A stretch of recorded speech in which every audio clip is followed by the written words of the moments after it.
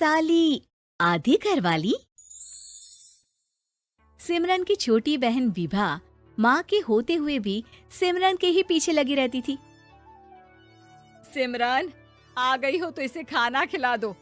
बोल रही है तुम जब तक नहीं खाओगी ये भी नहीं खाएगी। क्या है विभा, तुम खा लिया करो ना, मुझे ऑफिस से आने में देर हो जाती है। और कोई छोटी बच्ची तो हो नहीं तुम जो खाना भी नहीं खाती हो कि दीदी आएगी तो ही खाऊंगी। हाँ हाँ, छोटी बच्ची ही समझ लो। और एक बात, जब आपको पता है कि मैं आपके बिना नहीं खाती हूँ तो रोज रोज क्यों बोलती हो? अरे क्या है ये, दोनों बहनें कम माँ बेटी ज्यादा लगती हो। अरे दीदी की शादी हो जाएगी तब क्या करेगी बोल? जब होगी तब की तब देखेंगे। मैं तो दीदी के साथ ही रहूंगी हमेशा।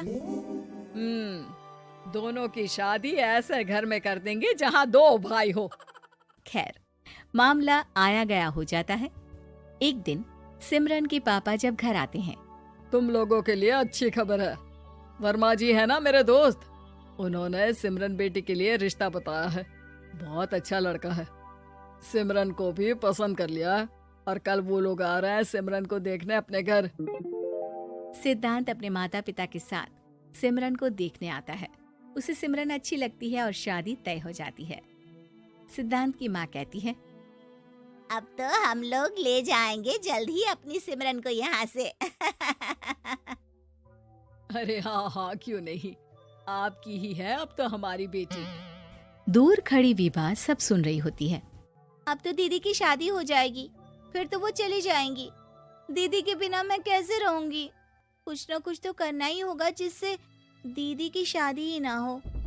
सभी के जाने के बाद क्या शादी के बाद दीदी हम लोगों के साथ नहीं रहेंगी? अरे नहीं तो फिर क्यों रहेगी, शादी हो जाएगी तो अपने घर चली जाएगी ना। तो मैं भी जाऊंगी उनके साथ, मेरा भी सामान पैक कर देना। अरे कैसे बात कर रही हो विभा, दीदी के ससुराल छोटी बहन नहीं जाती। हाँ, कभी कभी जाकर मिलाना और रोज फोन पर भी बात कर लेना, ठीक है? नहीं पापा, आप तो जानते हैं मैं दीदी के बिना खाना भी नहीं खाती, ना ही मुझे उनके बिना नींद आती है। सिमरन बहन की बात सुनकर इमोशनल हो जाती है। अगले दिन से विभा खाना खाना छोड़ देती है। लोगों के लाख समझाने के बाद भी विभा ना खाती है ना ही सोती है। अंत में हार मानकर सिमरन सिद्धांत से मिलती है। सिद्धांत, मेरे मम्मी पापा ने बचपन से ही विभा और मुझे साथ रखा। वो मुझसे बहुत जुड़ी है। मुझे उसकी टेंशन रहेगी शादी के बाद, क्योंकि वो मेरे बिना नहीं रह सकती है।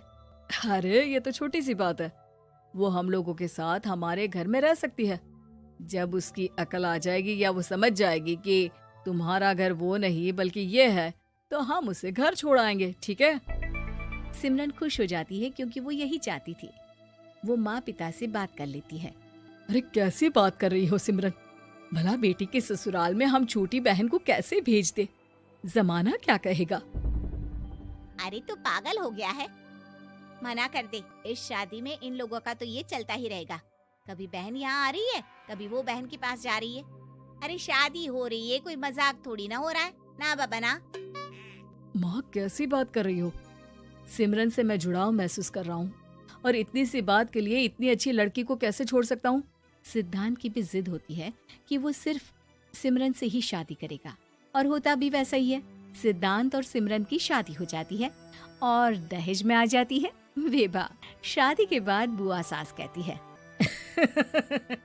अरे माँ ना, साली आधी घर वाली होती है, लेकिन ये क्या, तुम तो उसे घर ही ले आए।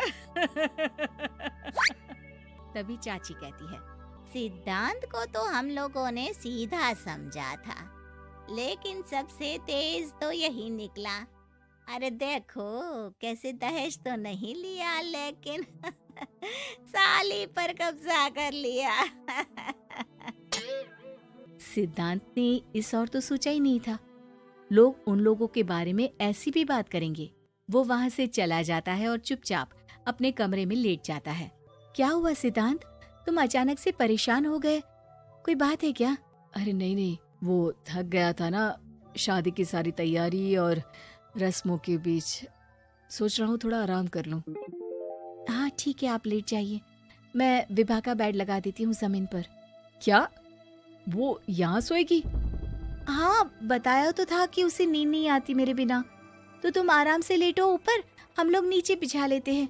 अरे नहीं नहीं, तुम दोनों आराम से लेटो ऊपर, मैं माँ पापा के रूम में जा रहा हूँ। सिद्धांत वहाँ से दूसरे कमरे में चला जाता है, जहाँ सिद्धांत के पिता उससे कहते हैं, क्या बात है बेटा, तू उस कमरे में क्यों नहीं सो रहा? बहू से लड़ाई हो गई है क्या शादी के पहले दिन ही? अब नहीं पापा, वो दोनों बहनों को बात करनी थी और मुझे नींद आ रही है, तो मैं यहाँ सोने चला आया। अगले दिन सिद्धांत तैयार होकर